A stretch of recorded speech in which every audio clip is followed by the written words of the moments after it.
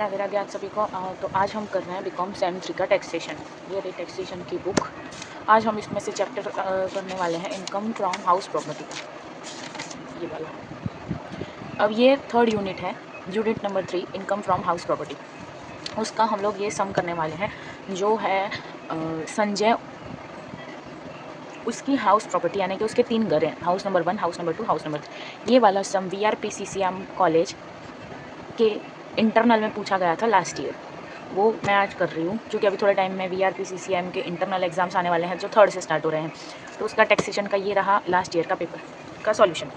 यही सम था last year, तो हम इसका सॉल्यूशन करेंगे। पहले देखते हैं, इसमें असेसमेंट ईयर लिखा है 21-22। आपके में अलग लिखा होगा क्योंकि लेटेस्ट आपको पूछा जाएगा, तो उसमें मे बी 24-25 का लिखा होगा। जो असेसमेंट ईयर होगा 25-26, उसमें ये है पॉइंट्स, यूजेस दिया है, म्यूनसिपलिटी वैल्यू दिए, फेयर रेंट दिए। अब इसमें से आपको अगर डिटेल में पढ़ना है तो मैं आपको बता देती हूँ, यहाँ से आप पढ़ सकते हो कि आपको कैसे, मतलब अगर आपको पढ़ने की थियरी इच्छा है तो आप यहाँ से कर सकते हो। How to determine gross annual value. अब इसके स्टेप्स हैं, जैसे मैंने भी यहाँ पे स्टेप्स लिखे हुए हैं, वैसे ही इसके स्टेप्स हैं। How to find out the taxable income of any person house property if they have lent it out, यानी अगर उन्होंने किराए पे दी है तब भी है, किराए पे नहीं दी है तब भी।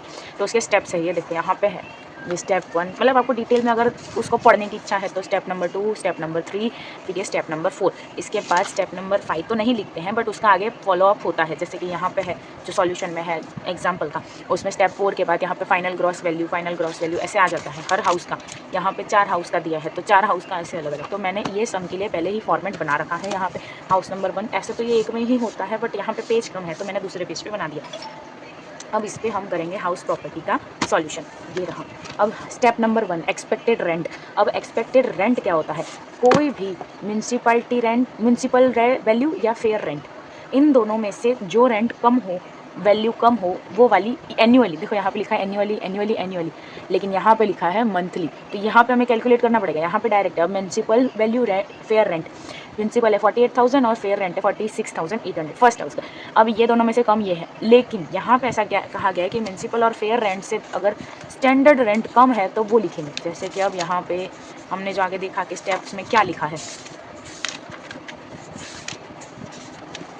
expected rent is to be taken as the base for determining gross annual value, which is either the municipal value or fair value, whichever is higher। अब इन दोनों में से जो ज़्यादा हो, 46,800 और 48,000, तो हम लोग लेंगे 48,000। But if the standard rent is less than the higher of fair और municipal value, then standard rent will be considered as annual. लेकिन अगर स्टैंडर्ड रेंट दोनों से कम है तो स्टैंडर्ड रेंट चुनेंगे। अगर ये दोनों में से जो हायर है वो लेंगे, लेकिन अगर इन दोनों से लोअर स्टैंडर्ड रेंट है तो हम स्टैंडर्ड रेंट लेंगे। तो यहाँ पे कौन सा आएगा? एक्सपेक्टेड रेंट, जो स्टैंडर्ड रेंट है 45,600, ये हमने लिख दिया। अब एक्चुअल रेंट, यानी कि जितना उसको एक्चुअली मिला है वो मिला है 4500 पर मंथ। 4500 पर मंथ तो ईयरली होता है 54,000। लेकिन यहाँ पे एक एडजस्टमेंट जैसा लगता है कि अनरियलाइज्ड रेंट, जो उसको रेंट मिलना चाहिए था ओनर को लेकिन नहीं मिला, तो वो अनरियलाइज्ड है, तो वो रिसीवेबल भी नहीं है और रिसीव्ड भी नहीं है, तो लेस 9,000। तो इसका कितना हुआ? 45,000, 54,500 माइनस 9,000, तो इसका आंसर आता है 45,000। ये 45,006, ये ऐसे रहने दो, ये साइड कुछ नहीं लिखना है। अब स्टेप नंबर 3, स्टेप नंबर 3 में आता है जो इन दोनों में से रेंट ज़्यादा हो, 45,600 या 45,000। अब इन दोनों में से रेंट ज़्यादा कौन सा है? 45,000। तो विच एवर इज़ 45,600 ज़्यादा है, तो whichever is higher 45,600, whichever rent is higher from step 1 and step 2। Step 1 और स्टेप 2 में से जो ज़्यादा है वही रेंट हम लोग स्टेप 3 में फॉरवर्ड करेंगे।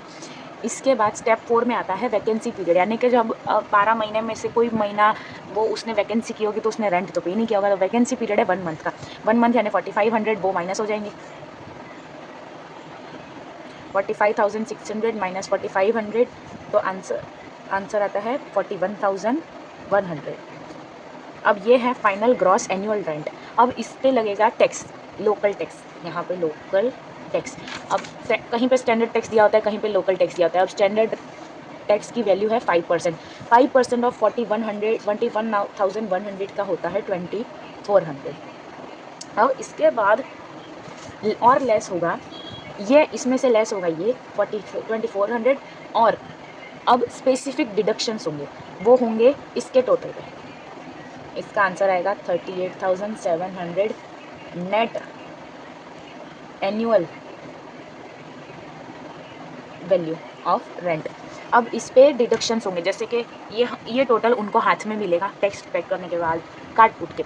अब इसमें से स्पेसिफिक डिडक्शंस होंगे 41,100 में से लोकल टैक्स काट के ये आंसर आया, टैक्स चले गए, वैकेंसी पीरियड का जो नहीं भरा था वो चला, तो ये नेट एनुअल वैल्यू होगा। अब इसमें से कटेंगे स्पेसिफिक डिडक्शन, जैसे कि यहाँ पे दिया है interest on loan for repairs, यानी कि इंटरेस्ट उन्होंने पे किया है मालिक ने, तो वो भी उनका ये कटेगा यहाँ से। स्टैंडर्ड यानी कि 30%, वैसे कि मैंने आपको कहा कि आगे पॉइंट्स दिया उसमें कहा गया 30% स्टैंडर्ड डिडक्शन होता है एनी रेंट, तो 30% होगा 11,610, और ये वाला 7,090। तो इसका एनुअल वैल्यू आती है taxable 20,000 on any rent. Similarly हमारे पास हाउस 2 है, ये हाउस 1 था, ये हाउस 2 है। अब इसका सेम होगा, इसमें से हायर वैल्यू ये है, लेकिन यहाँ पे चेंज ये है कि स्टैंडर्ड रेंट ज़्यादा है, तो यहाँ पे वैल्यू ली जाएगी 50,400 ये वाली, क्योंकि हम लोग पहले ये दो देख रहे थे, ये दो, अब इन दोनों में से हायर कौन सी है, ऊपर वाली म्यूनसिपल वैल्यू, लेकिन स्टैंडर्ड रेट हमने लास्ट बार लिया था जो कम था, इस बार स्टैंडर्ड रेट हाई है दोनों से, तो हम लोग लेंगे म्यूनसिपल वैल्यू। अब म्यूनसिपल वैल्यू के बाद आएगा रेंट रिसीवेबल, यानी कि एक्चुअल रेंट कितना हमें रिसीवेबल है, वो है 7,500 इंटू 12, जिसका आंसर आता है 90,000। अब इसमें से लेस होगा अनरियलाइज्ड रेंट 7,500 सॉरी, तो इसका टोटल होता है 82,500। अब स्टेप 3 में से विच एवर इज़ हायर, यानी कि received 82,500 higher value of step 1 और 2 82,500। अब वैकेंसी पीरियड यानी कि वो हाफ मंथ के लिए छुट्टी पे थी, यानी कि आधा महीना उसने रेंट नहीं भरा होगा, 3,750 रुपीज़ उसने रेंट नहीं भरा है। अब 82,500 माइनस 3,750, तो हमारी वैल्यू आती है 78,750 फाइनल ग्रॉस एनुअल रेंट। अब लोकल टैक्सेस यहाँ पे दिया हुआ है, लोकल टैक्स, अब इधर 750 ऑलरेडी लिखा हुआ है, तो हमें फाइंड करने की ज़रूरत नहीं है। अब हमारा आया नेट एनुअल वैल्यू ₹78,000।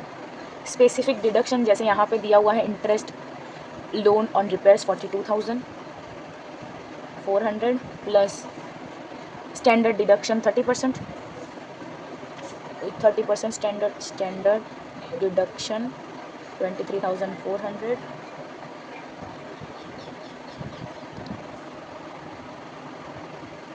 इसका आंसर आता है 65,800, 12,200 rupees taxable income of house number 2।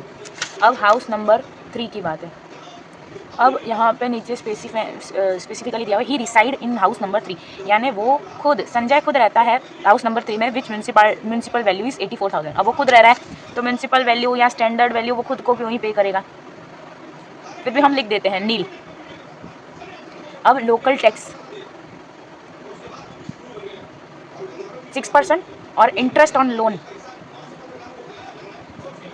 अब इंटरेस्ट ऑन लोन तो उसका खुद का है, तो टैक्स तो वो पे करेगा, उसको गिना ही नहीं जाएगा नील, क्योंकि वो किसी से ले नहीं रहा, तो किसी से टैक्स पेमेंट होगा ही नहीं, क्योंकि वो तो है ना अलग, ये जो टैक्स आता है वो रेसिडेंशियल टैक्स आता है, वो तो प्रॉफिट और लॉस में गिना नहीं जाएगा, लेकिन इंटरेस्ट ऑन लोन वो आएगा, तो उसका 9,200 रुपीज़ लॉस हो रहा है, ना कि इनकम। तो इनकम पे तो टैक्स होता नहीं है, ओ लॉस पे तो टैक्स होता नहीं है, इनकम पे टैक्स होता है। तो ये रहा हमारा आंसर।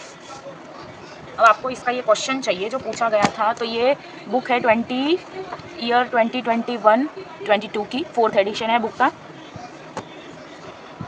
अब ये बुक में क्वेश्चन नंबर 7 का बी है, जिसका पेज नंबर है 296 पे। Thank you.